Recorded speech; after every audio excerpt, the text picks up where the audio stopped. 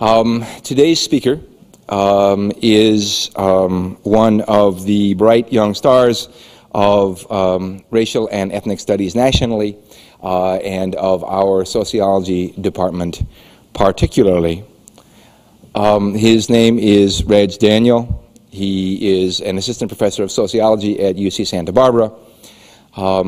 He is the author of a new book called More Than Black ? About racial constructions in American history and society and the multiracial movement. I have been privileged to know Reg for about a dozen years.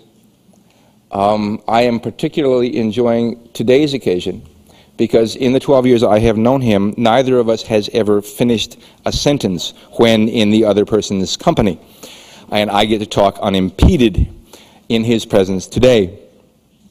Reg is one of the brightest people I have ever met and one of the most genuine friends.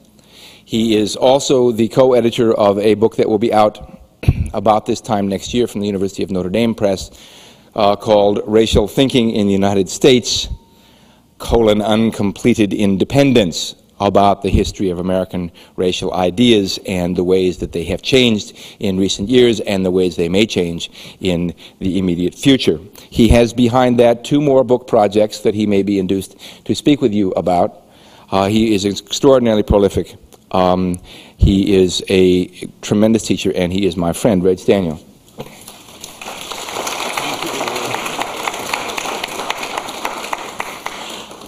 Thank everyone for being here. With the rain, I wasn't sure what would happen, and in fact, I had to get someone to give me a ride, and I have to make a special sort of announcement about it, thanks to Chris Allen in our social department, who actually came by to pick me up.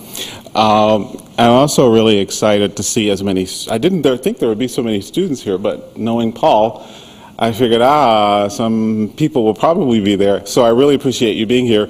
And as I debated about how I was going to present this, the audience may help me define that, because I always present what a colleague very affectionately called a Reg light version of this, because it can get so complex.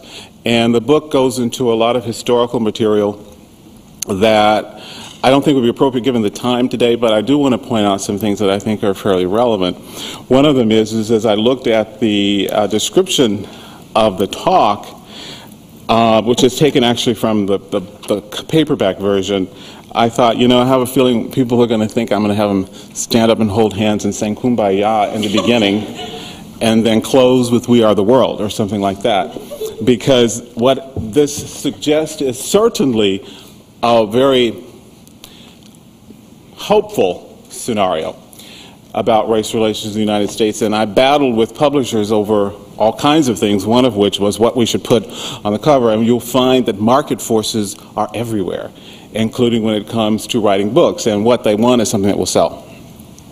And certainly I really like this statement, but it may make me all sound a little bit more naive than I really am, or at least than I think I am, in terms of this subject, because the whole topic of multiracial identity, I would say, is one of the most, has been one of the most controversial topics to emerge in the 80s, late 80s, early 90s. When Paul did his first book, and I have to say that his book was actually the pioneering book. There have been several since his in '89, Maria Roots, 2 edited volumes.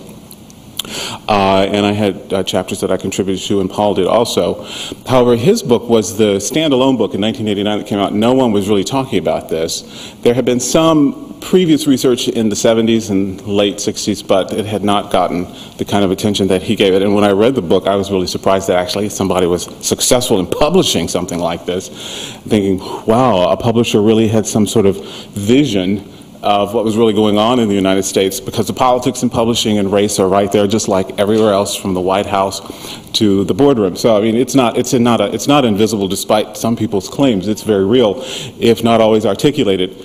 It has a significant impact on all kinds of things, and I found that in doing this kind of research, which for some people is very controversial, and a lot of people don't want to hear it talked about. One of the things that I could say is that the whole phenomenon of multiracial identity for a lot of people in the United States is very threatening, partially because there's some very legitimate reasons about the history of race in this country and where multiracial people in other parts of the world have been positioned in the society socially, quite apart from what other individuals are doing. And since the United States is probably I'd say it is the only country in the Americas, and one of the only ones in the world, I'm going to be cautious about saying it is the only one in the world, that simply assumes there are no people who have identities that cross several different groups.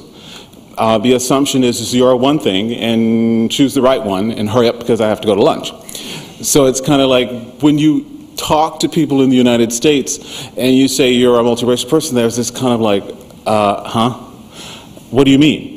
And they say, well, you know, you're many different things. Well, so am I. It's like, yeah, but what do you identify as? And then there's another blank, oh. And so clearly, this is not a discussion about ancestry, because we share about 33,000 ancestors since 1600. So that's a lot of people in your family lineage, most of whom you probably do not know. But if that's an ancestral fact, and that we as human beings share more genetically than we don't share, so that 90% of our genetic inheritance as human beings is shared. Clearly, when we talk about race, we're talking about something that has a very recent origin in terms of the social construction of it in the beginning of Europe's rise to global domination. And ultimately, race became one of the tools that Europeans essentially constructed based largely on physical appearance, but ultimately it got grounded in biology to justify why it was people of European descent were superior to everybody else. And so you have this construction of Europeans as this sort of superior category, and everybody else is some kind of other. And even among Europeans, there was a ranking. You know, the further you get to the Mediterranean, that's not quite as superior as Northern Europe. And then when you get to North Africa, it gets really confusing. So one of the policies that Europeans implemented in the United States, unlike some of the other parts of the world, was that we just are going to say there are no multiracial people. In other words, there are not people who come from multiple backgrounds. We just say they aren't, therefore they aren't. Quite apart from people's lived experience, quite apart from other issues. And there was a political reason behind it, because one of the first things they implemented early on was laws to prevent interracial marriage and punishment for interracial sexual relations. Because one of the first things that messes up boundaries and categories is people who fit in many places. And if you have all these people who could fit in a lot of different places, who are also partially of European ancestry, it calls into the question the whole notion of white supremacy. Because, well, if they're part us, where does that put them? And English Americans, unlike the Portuguese and Spaniards, just said, well, it's real simple. The English are superior to both the Portuguese and the Spanish and everyone else on the planet, so we'll just say everybody that is not English, okay, not European, is going to be an other, and therefore, however much ancestry you have of that may vary in terms of how much of an other you are, but ultimately you're not equal to us. The one group where the most restrictive, what they call rule of hypo-descent, was applied, and that means if you are the offspring of a member of a dominant group and a subdominant group, you are identified solely by the ancestry of the subdominant group. With other groups that do not have African ancestry, there's been a little bit more flexibility. It is not absolutely 100% consistent that if you're part Native American, that you're going to be considered and identify only as Native American. The entertainment business is full of people, I don't know if I can say that on video, but Kevin Costner and Kim Basinger, a ton of folks who have Native American ancestry, usually Cherokees, usually she's a princess. But that's another whole talk. The fact of the matter is that Native American ancestry is very pervasive among people in the United States. It's probably one of the most common ancestries. And so, you know, if you look at the living conditions of Native Americans, of course, there's a whole different discussion about the day-to-day lives. But in terms of having some flexibility of saying you're a European American, or as the current popular parlance is white people, I prefer to say European American for a variety of other reasons, which I can explain a little later. You can be white if you want to, or you can be Native American, depending on what the particular tribal group you say you're part of has in terms of what you have to have.